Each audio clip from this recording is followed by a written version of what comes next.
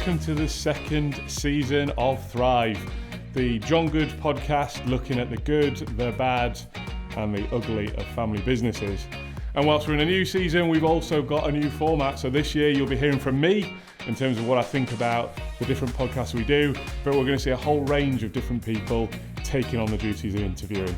So up first we have Rich Quelch, our Chief Marketing Officer, doing the interviewing, and today he is joining another Rich, Richard Bartlett of the Bartlett Group. Bartlett Group are a leading provider of insurance, brokerage, financial advice and employee benefits, and it is a brilliant third generation Yorkshire business. As I listened to the podcast back and heard the two Riches talking, there was 4 key takeaways from me. So sit down, grab a coffee, enjoy the discussion, and I will see you on the other side. So welcome, another Rich, and the first episode of season 2 of the Thrive Family Business Podcast. So welcome, Rich Bartlett. Great to be here, thank you. Yeah, welcome. Let's get straight into it. Give us a bit of, let's go all the way back to the beginning. Okay. 1940? 1940? Yeah. Yep, December 1940. My granddad, I think he was 30 years old at the time, set up what was Bartlett and Company, I think it was Northern Limited, in Bradford as a small fledgling insurance broker. Right. Just at in the midst of the Second World War, obviously. So. Wow. So it's never a good time to start a business. So talk about, I've done my research, fantastic business, third generation now.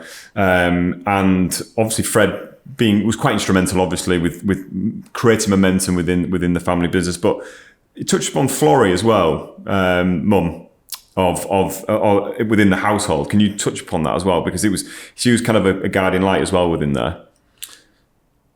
Yeah, I obviously didn't know that generation of Bartletts, but my granddad came from a really poor background. Yeah. So he grew up in Hunslet in South Leeds. Yeah. His father was a miner, so came from a very poor background, very humble background. But from an early age, at the age of 14, he left school, which I think was quite common back then. But from an early age, he was always, striving to succeed and be successful. And I think he got that from his mother, who gave him that drive to better himself. And he very much saw it as a journey, so never, an end, but it was always a journey he was on throughout his life. And he pretty much continued working in the business until his mid-80s.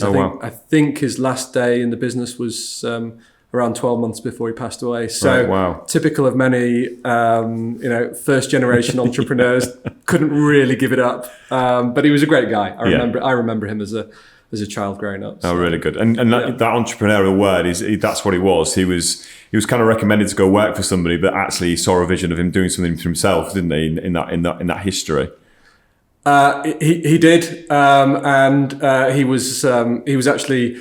He was given the opportunity to set up a branch of a broker he was working for in London, mm-hmm. And he said to the company or to the manager he was working for at the time, "No, I want to go up and I want to set up a company on my own." And his boss at the time saw so much in him that he said, "Right, well, if that's what you're going to do, we'll back you," and gave him the initial support to go in and do that. And you think, 30 years. You're quite young at 30 years old. Exactly the point I was going to make. To be courageous and take that first step, was quite something. And do you think that runs through the family, the whole entrepreneurial spirit, the growth mindset? Do you feel like you're similar to one another? Maybe. Obviously we're all different in the family. I work with my brother as well, and my father still comes in a day a week or so. So we're all very different. I'd say my brother's probably a bit more entrepreneurial than I am in terms of, starting up things, taking risk. So you're the sensible one? Maybe. Okay, so we had a bit of when I was doing my research around the fact, because I can go down rabbit holes when you do your research. Sure. And obviously kindly, similar book to the John Good Group, but there was a tough period in the 80s, and it was maybe a crossroads, so to speak. Could you just give us a bit of a detailed version of what that looked like and how that looked like coming out of the 80s into the 90s? Sure. So, Grandad had set the business up in 1940, and then fast forward to the 1980s or 1985. My father was in the business at the time, and it had grown into a really thriving, successful insurance broking and wealth management business. And we were headquartered where we are today, where you're sat today in Horsforth in Leeds. And at that time, as the business had grown, my granddad had made some key hires, obviously, who were, key to driving that success in the business. And as happens today, back in the 1980s, we were constantly inundated with offers to sell the business. And two senior colleagues in the business at the time, or senior directors in the business, had been given shares along the way in recognition and in reward of their contribution to the business's success. But then there was a tension, because there was the second generation, who was my dad in the business, and obviously the vision for my granddad was for it to be a family business and to continue through the generations. And you had the non-family shareholders in the business at the time, who obviously weren't invested in the long-term success of the business as the Bartlett family were. And at that time, my granddad used to go on quite long holidays, apparently, in South Africa. So whilst he was in South Africa on one holiday, the two non-family shareholders had gone back to one of the businesses who'd approached us to see if we were interested to sell. Wow. And at the time, they owned a third of the business. They had a third of the shares in the business, and at the time, they did a deal behind my granddad's back and behind my dad's back to effectively to sell the business to a company called Willis, who are still in business today.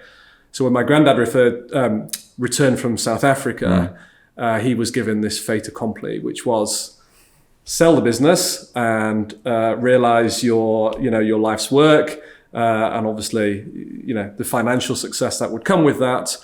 Otherwise, we'll set up in competition, and we'll leave, and we'll take all the key employees, and we'll take all the key clients with us. So you can imagine it was a real dilemma for my granddad. He was towards the end of his career. My dad was closer towards the beginning of his career, and there was a real tension in the family as to whether we should give in to these two directors who'd done this deal, or whether we should fight it. And at the time, it's a very long story and quite complicated. But my dad and my sister, my dad and my auntie, his sister, won out in terms of the arguments and the discussions going on in the family at the time. And we refused to sell the shares. The family had the majority, the 2/3 of the shares. So these two directors followed through on their threat, and in one day, I think it was over half the staff left the business in one day. Wow. To set up in competition with these two directors at the time. Right. So quite monumental, and it took a lot of I guess you look at key pivotal moments in any family business history. And this was one key area that, if it wasn't for my dad, and if it wasn't for his principles, and if it wasn't for his belief in the future of the business, that for sure my granddad would have sold. And who knows what I would be doing and where we would all be today. So, and that goes back down to the values as well. So there's a final paragraph in the book that I read, and one of the employees was basically interviewed, and the quote was, the integrity and to be challenged and to deliver the highest standards for my profession. That's why I love working here. So I guess that was all the values coming into one at that tense time for Grandad to be, saying, no, we're not going to be selling here. We believe in our values, and we believe that this is the right thing to do. Yeah, absolutely. But there's one thing to say you have values. And I think if you look at every company's website out there, they'll say they are customer centric. They'll say they have integrity. Actually, I think kind of, values only, really come to the fore is that if it's going to cost you, or if there's a risk involved, it's, sticking to your principles and your values when it's a tough decision, not when it's an easy decision. Yeah. So yeah, absolutely, absolutely. And again, I think, looking at the kind of the history of the business, it was Grandad who set the business up, and it was his entrepreneurialism which built it, and it was very much my dad's decision in 1985, which ensured its kind of continued survival into kind of a third generation family business today, as opposed to a one and a half generation business where the family sold out, made the money, and everybody went off to do other things. And you will be on a podcast being interviewed around exactly. third generation. Who knows where I'd be? It was meant to be, right? Yeah. So actually, nicely into 1985, into early 2000s, this was kind of the time we'd take hold of it and take hold of the business. Give me an understanding then from Michael's taking hold of it properly and recruiting those people again, because like you said, half the team had left in one day. So talk us through that journey of rebuilding that team again and creating an ethos and a culture where we're going to make something of this great family business in the next 24 years. So I think for my dad, it was a moment where he could actually put his stamp on the business, whereas before he was working under the shadow of my granddad and my granddad's peers, who he brought into the business, in particular these two directors. So when that happened, it gave my dad the opportunity to kind of lead and run and grow the business in the way he wanted to. And I think there was a generational shift as well. So again, it wasn't the granddad I knew as as his grandson back in the 80s and 90s, but by all accounts, my granddad was a fairly tough taskmaster to work for. And you can imagine someone who's grown up in poverty and made a huge success for himself and his family. He was a taskmaster. He was fairly autocratic. Apparently, he was quite critical at times. And my dad wanted to create a culture which was more inclusive, more consultative, more democratic amongst the leadership. And then he started to bring in colleagues and leaders within the business who kind of bought into the vision, but kept that kind of golden thread, which is what I still talk to today, actually, when I kind of induct new employees into the business, which is that service excellence, it's that client centricity, attention to detail, all those things which my granddad founded the business on have stayed true through his leadership of the business, my dad's stewardship, and then obviously on to kind of my brother and I running the business now. That's really good. In terms of our stewardship, so... That's really interesting to see, that the fact that, like you said, I guess you would meet every new recruit as well, which gives you the ability then to set the tone of the culture when people join the business. Absolutely. So, I'll give them a, very brief potted history, but do it in so much as, because we're quite a diverse business today. So we've got various different trading businesses, and within that, various different divisions. So I call us kind of a diverse, large, small business, for want of a better description. That's a juxtaposition in itself. But, and I'll say the golden thread that kind of ties all the business units together and then ties us back to my grandfather is really a focus on clients, a focus on professionalism, a focus on high standards, which, as I said, every insurance broker, wealth manager, employee benefits consultant out there will say they do that, but it's... but the Bartlett Group was one of the first to be chartered, right? Yeah, absolutely. So that just shows the standard, the industry standard that you set as a business was, you're kind of like setting the way for the rest of the companies in the industry. Very much, and that's why a lot of people join us as well, because they want to work for a business where they can take pride in their work, where their values are not going to be compromised, where they can put their clients first and foremost. Whereas in the kind of financial services sector today, unfortunately, a lot of it's about kind of short-term decision making. It's about quarterly earnings or it's about annual earnings, and therefore it's about putting shareholder interests above client interests, which happens all too often, and therefore compromises people's kind of personal integrity when they're doing it as well. So, and do you think there's an advantage of being a family business? Like you just said then, shareholder value is a lot more important, whereas a family business, actually, it's to create a great business and support the people that work within the business.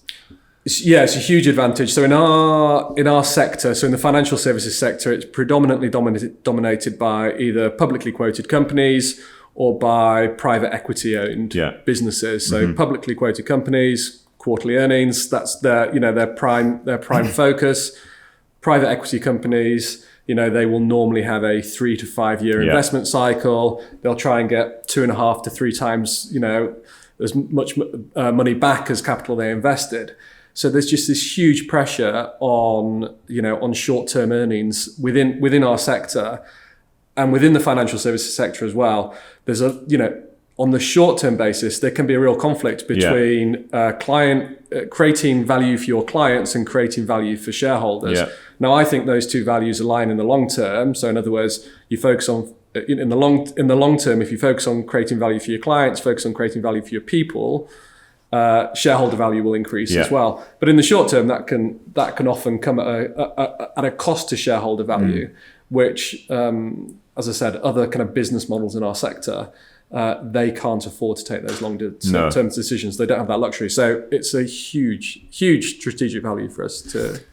And that's really interesting. So you from a point of rebuilding the business, you're not just based in Horsforth.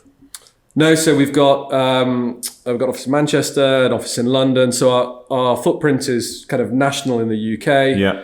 I cut my teeth in insurance in Philadelphia, so we've got an office in Philadelphia. Can we just go back to that? You were Sure. when we read the research. You were it was an enthusiastic accountant, which was described as you, and then you handed your notice in within a day of actually qualifying. Do you know? I remember. So I studied politics at university, or international politics, right? And which was really interesting, and I was really passionate about it. But at the end of it, I was kind of like, okay, well, I can have some good chat at a dinner party, but it's not very useful. So I went full circle. I went, right, well, what could I do? And I wasn't sure if I wanted to join the family business at that time.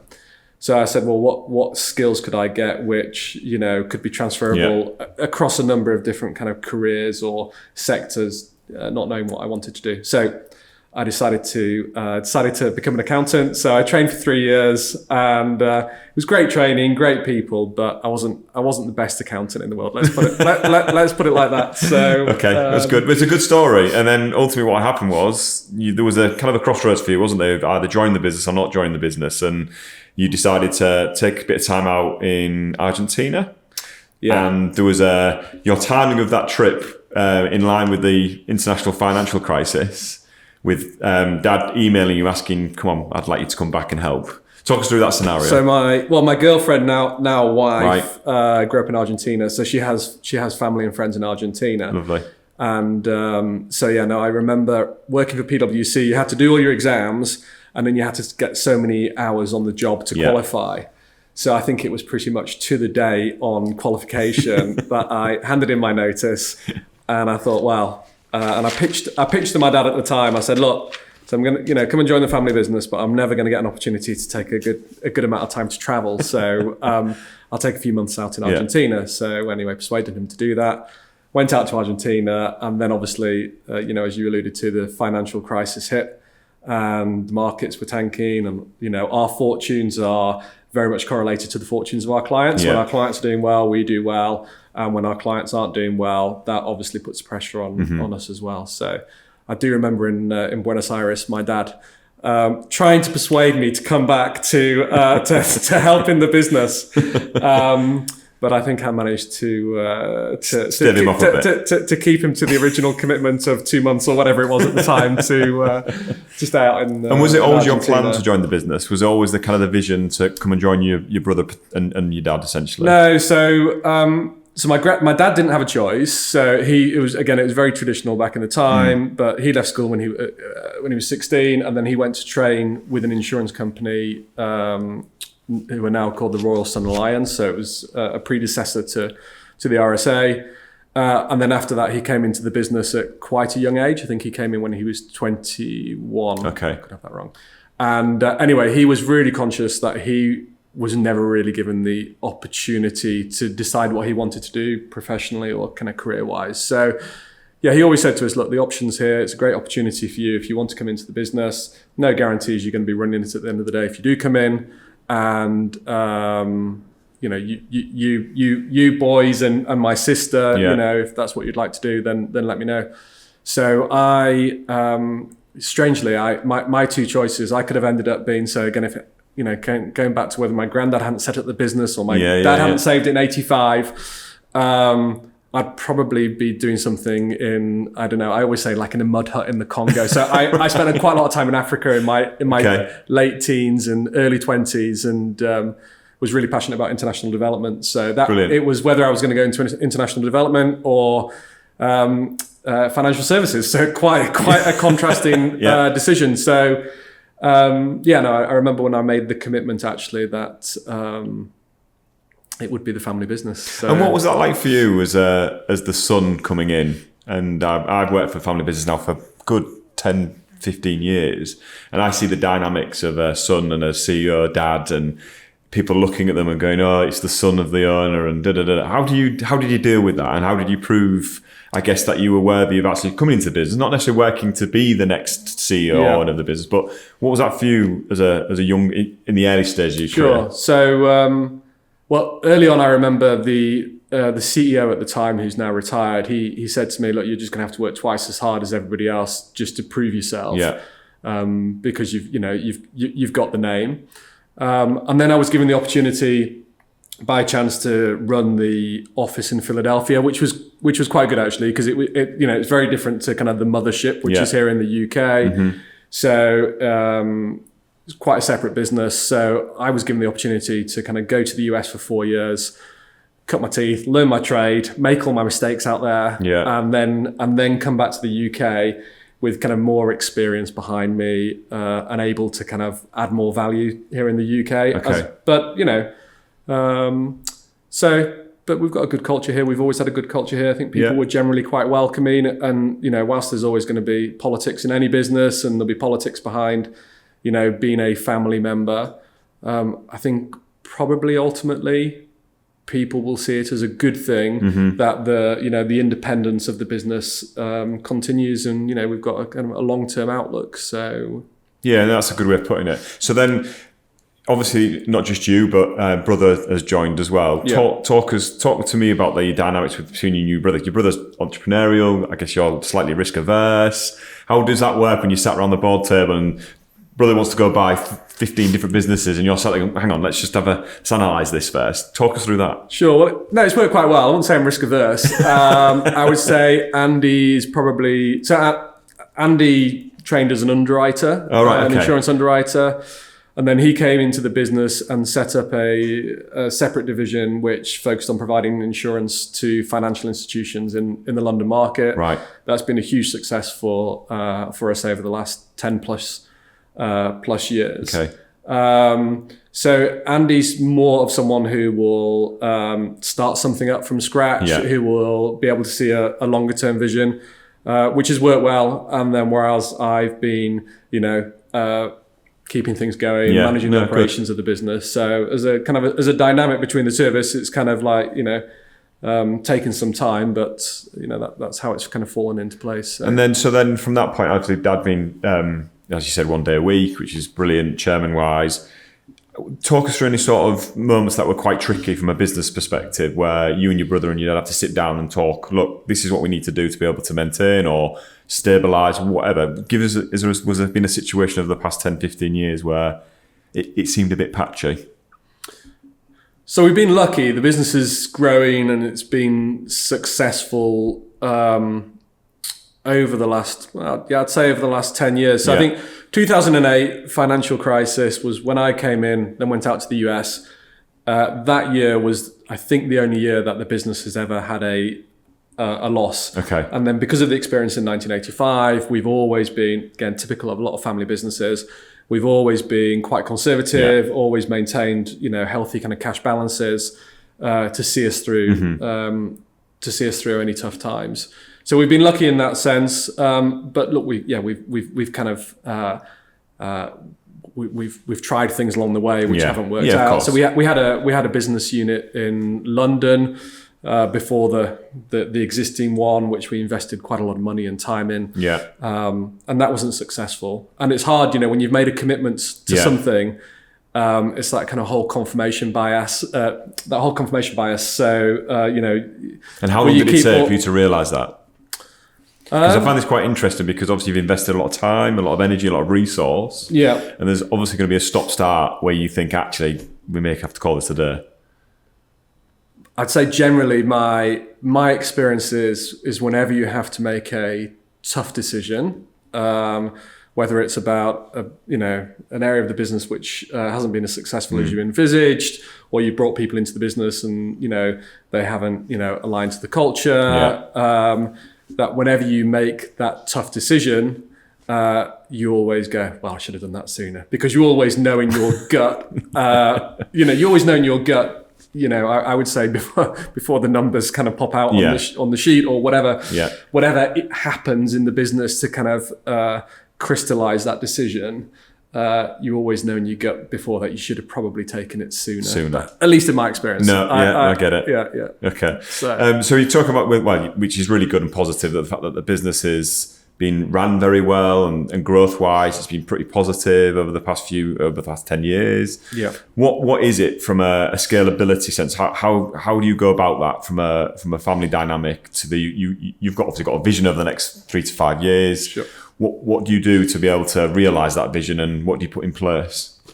So the business has roughly doubled in income, but not quite in terms of headcount over the last 5 years. Right. Okay. We're a people business. So ultimately, it's about hiring really good people and having really good leaders to run the business. But in addition, there's lots of things. Probably a good place to start would be where we're looking to go forward, and that might be instructive as to kind of how we've got to where we are today. Yeah. So that kind of golden thread I talked about in terms of kind of going back to Grandad and throughout the last 84 years of our trading history, we've recently launched a new mission to be the most client-centric and most trusted financial services provider within the markets that we operate in. So whether that's credit insurance, whether it's employee benefits consulting, whether it's wealth management. And the reason being is there's a huge dearth of trust out there, generally within society. But if you look in terms of financial services, it's the second least second least trusted, most distrusted sector in the UK economy, Right. which is after social media. So it's not a great position for financial services to be in, but I'm sure you can probably understand intuitively why it's not a very well trusted sector. So we see as a kind of a family-owned business with kind of patient long-term capital, that lack of trust represents a huge opportunity for a huge business opportunity. And it represents a huge business opportunity because I think the lack of trust is driven by all this kind of shareholder value maximization, all this short-term decision making, where shareholders' interests are continually and consistently being put above those of customers, and clients they catch on pretty quickly and they become cynical and become distrusting. So we're very much on this mission to kind of to drive trust through our sector, and we're doing that in a number of ways. One is we're doing it by again, this kind of goes back to my granddad's time. And I call it being brilliant at the basics. So it's about exceptional customer service. It's about delivering on the promises that you make. It's about staying behind, at work after 5 o'clock to send that email to that client. It's the really basic stuff around customer service, which a lot of companies just get wrong these days. They'll focus on their chatbots, or they'll focus on some other kind of element of something shiny, that they can get their hands into, but without focusing on the basics. And then secondly, really focusing around expertise. So again, as a kind of the financial services profession as a whole, generally or typically, whilst we have professional qualifications going through our industry, they're professional, you don't need to be professionally qualified like you would need to do if you're a lawyer or an accountant. So we spend a lot of time, a lot of money really investing in making sure we've got people who are experts in the products that they're advising on, but also in the client sectors that they're working in. So whether it's financial institutions or whether it's, we've got a business that focuses on tree surgery. So those guys will once a year have a practical day outside where they will learn, they'll do practical chainsaw techniques or learn how to climb trees, which is not simply for team building, but it's really so they can understand their customers' lives brilliant. and enable them to kind of empathize with their customers more. So you got expertise, you got being brilliant at the basics, and then it's about having really impactful propositions. So it's making sure that we are really impactful in the matters that moment to our clients. So whether that's delivering a really empathetic claim service with compassion, or whether it's actually really being able to drive premium savings for our clients on the insurance broking. That kind of impactful proposition means different things to the different segments that we operate in. And then we wrap that around with, what are we motivated by? And as a business, we enable our people to be purely motivated by acting in our clients' best interests, especially if there's a conflict or if there's a decision between acting in the shareholders' interests or acting in the client's interests. And we do that by having a long-term view, which kind of goes back. So that's the mission. And that's how we're looking to grow the business. And we're looking to grow the business within the segments and sectors that we already operate in, but also in new areas where we believe that, effectively expertise, client service and impactful propositions can provide a really kind of strong, differentiated. Some really strong themes, and I guess areas where you can clearly see the passion coming through and the customer being centric to everything you do and deliver as a team. Just touching upon, you mentioned tech and people getting all distracted by AI and shiny magpie syndrome style. And I can see this is a really traditional but contemporary business. I mean, we drove in today. The building's obviously been here since 1967. That's when we came here. We came here, and lovely building. But then, yet you walked in, and it was, wow, this is not what you expect from the interiors.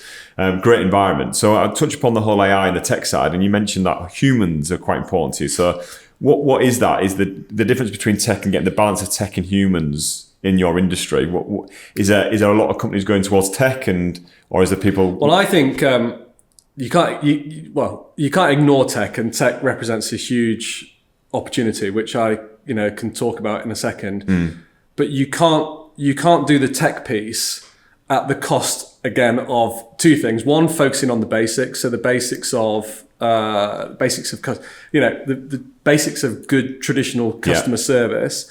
And then secondly, again, realizing it's a people business. It's still a people business. And again, I think where trust comes into it as well, trust is delivered by people, right? It's brand is a big piece, but on an individual level, it's kind of delivered by people. So technology, I mean, we've got a software development team. We're building out our own software platform at the moment at Bartlett. We're investing a lot of money in it. The UK government has recently reported that the kind of financial services and insurance sector is going to be the most disrupted sector by AI. So we don't have kind of ostrich syndrome of kind of head in the sand. So we're quite excited about all the opportunities, and I think it will be a huge productivity gain for the sector. But it's realizing as well the intrinsic value of people and relationships, and then trying to build technology solutions which will enable our people to spend more time with their clients, more time doing the value add piece, more time around the advice piece. And using technology to improve productivity around processing and that kind of thing. So you've even mentioned, you've got your own, I guess, development team that are actually looking at platforms to enable you to become a lot more efficient in your delivery of service to the client base that you have across the world, I guess. And then very much so in terms of, again, going back to the kind of the strategy around trust and impactful propositions. So again, it's being able to have a proposition and delivering a product or service to our client, which does have a technology element to it. So it has to be kind of tech enabled.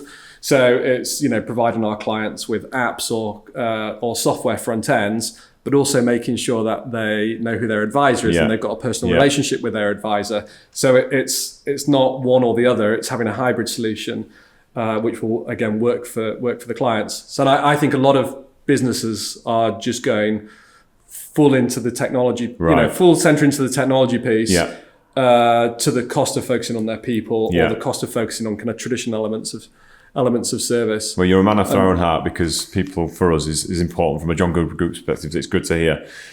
Touching upon your scenario of if you were in the financial industry, or you could have been a politician because you did politics at uni, you could have been in some sort of village in South Africa helping build huts. Now that leads me back to the question around the values of the individuals from the family, but from an ESG perspective. And I see that you've got a really, really good foundation as well from a business sense, and the foundation is supported. But talk us through the ESG strategy you've got within the Bartlett Group, and what does that mean to people within the business, but also externally as well? So I think, ESG is a kind of much kind of used term these days. So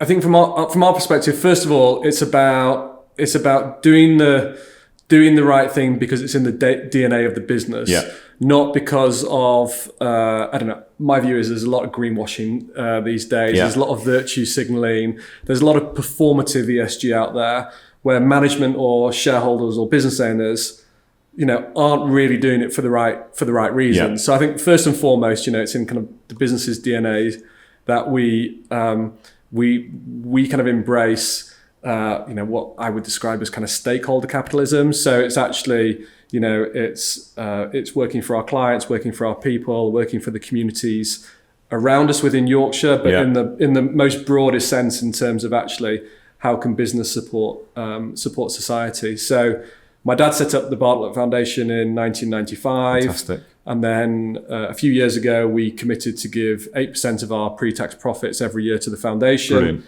And as the business has grown, that's obviously enabled us to give more money to the foundation. And the foundation's work is to support vulnerable young people in the UK, and with a focus on Africa as well. And I'd say we are quite, I wouldn't use unique, but I'd say we're quite progressive in terms of as a donor. So what we will do we have a number of grants that we provide. We do it on a multi-year funding basis. So that enables the community-based organisations receiving our funding to be able to do planning over 3 years, as opposed to get to the end of 9 months and think, God, what are we going to do? We've got a funding hole, so we're going to have to go and find some more funding for the next year. So we do it on a multi-year basis, and then we also do it on an unrestricted basis. So we took the view that as donors, we don't know as much about the third sector or the charitable sector as the organisations that we're funding. So rather than ask them to provide some KPI or metric as to kind of what our work was funding, that we would back organisations where we really believed in their mission, we really believed in the management teams that we were funding, but then have it on an unrestricted basis. So we would give them the grant and we would say to them, look, we really believe in what you're doing, in the impact that you're trying to have in society. You go and spend that money in the best way you think and feel is possible, rather than us, who don't really know the problems as well as you do, coming up with some metric that we want you to deliver against, and therefore skew possibly the impact of their work. No, that's really good. So then just closing to the end of the podcast, and I believe in ESG as a huge thing for a business. Do you think that kind of is entwined with people who come into the business, that they have a real passion for not only growing the company, but they know that the byproduct of that there'll be external stakeholders that will ultimately be impacted positively? So what we're trying to do within Bartlett, in terms of engender a wider sense of community within these four walls, or the kind of the metaphorical four walls of Bartlett in Manchester, London, Philadelphia, and here in Leeds, is that when they come when they come to work, one, we want them to be really engaged and really motivated and have meaningful careers with us, but realise or see that there's a bigger purpose to the work they're doing as well. So we do quite a lot of work in terms of getting the charities in that we're funding to do lunches with our staff. Brilliant. Where they'll come in and they'll tell the staff about the problems in the communities they're trying to solve. Brilliant. And then the impact that effectively the Bartlett Foundation, but in reality, it's not the Bartlett Foundation, it's everybody who comes here and works there, 9 till 5 shift behind their desk, it's that work which is generating the profits, which is then having an impact in the communities and the societies that these community-based organisations are working in. So we're trying to create kind of a bit of a full circle so people can really see beyond their paycheck. Brilliant. And it's fantastic. You do have a dedicated foundation. It's doing what it's doing, and unrestricted funds to those stakeholders that can go and deliver what they feel passionate about, which is. It's great to hear, and it's great to listen to the story as well. Okay, so we're kind of coming to the final moments, you'd be pleased to know, so we can take those beads of sweat away from our forehead. So the business has been 80 years-ish plus. Yep. What's the plans for the next 80 years? That's a good question. So, there is another generation of little Bartletts and Marxes. It's my sister's kids running around, but they're far too young to decide whether they would want to go into the business. But I think as a business, we're excited about the future. I'm kind of confident in our growth path, but it all comes back down to what I was saying before. Is actually we will see kind of growth in the kind of traditional business success, so financial success of Bartlett, as a byproduct of actually creating exceptional client value, whether it's in the current segments that we work in or whether it's in new segments that we decide to work in. And the dynamics in our sectors at the moment mean that there's absolutely tons of opportunity out there. So for us, it's about, it's really capitalizing on those opportunities by continuing to bring, high caliber, really motivated people into the business to work for our clients ultimately. So, and then mini Bartletts on the way when they're ready to join the business. Yeah, who knows? We have a family barbecue every summer where staff bring their families, I'll bring my families, and my daughter a couple of years ago looked up and she said, "Why is our name on the outside of the building, Daddy?" So I think the penny dropped for her at that moment. So. Okay, brilliant. Well, Rich from the Bartlett Group, totally appreciate your time. Fantastic story, and thank you again. Great, well, thank you for coming in. Thank you. Well, I hope you enjoyed that discussion as much as I did. And in my intro, I referenced 4 different things that I took away from the 2 Riches having their discussion. The first for me was just how important and how much a founder's legacy has on the impact of the business. It stood out through all of the different conversations, just how important and just how present the original founder of the business is. And that was a real take home, and I think we see that in lots and lots of different family businesses. The second area for me, and I found this really interesting, and I don't think it was necessarily designed like this, but I found it fascinating how the generational baton changed always happened at times of crisis. The business was created in the Second World War. The business moved from the first generation to the second generation during a major dispute with some minority shareholders. And last but not least, the baton was changed from the second to the third generation during the financial crisis in the noughties. Now, I don't know if they designed it like that, but what I took from that is during those times of crisis, the intergenerational mix of experience of the previous generation and the energy of the next generation was the perfect recipe to take this business through those crises. And I found that fascinating.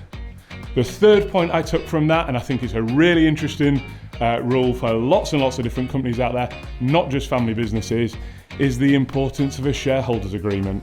We heard just what impact it had on the Bartlett Group when some minority shareholders took some action which worked against the benefit of the overall group. And all that said to me was, these are one of the things that can be very easily forgotten about in all the opportunity and the enthusiasm of doing something new with a new person. But that story in particular stood out for me as a really important lesson for all businesses out there, especially when you're getting into bed with somebody new. Last but certainly not least was the lesson for the next generation of family shareholders coming into a business for the first time. I thought Rich's story about how he had to earn his stripes and how he had to work even harder because he carried the family name is a really important thing for all next generation family businesses and the shareholders that are coming into groups to work. And I think that was a really insightful and important thing to take away. Well, that's the end of me from today. I look forward to joining you again on the next episode of Thrive. And until then, look after yourself.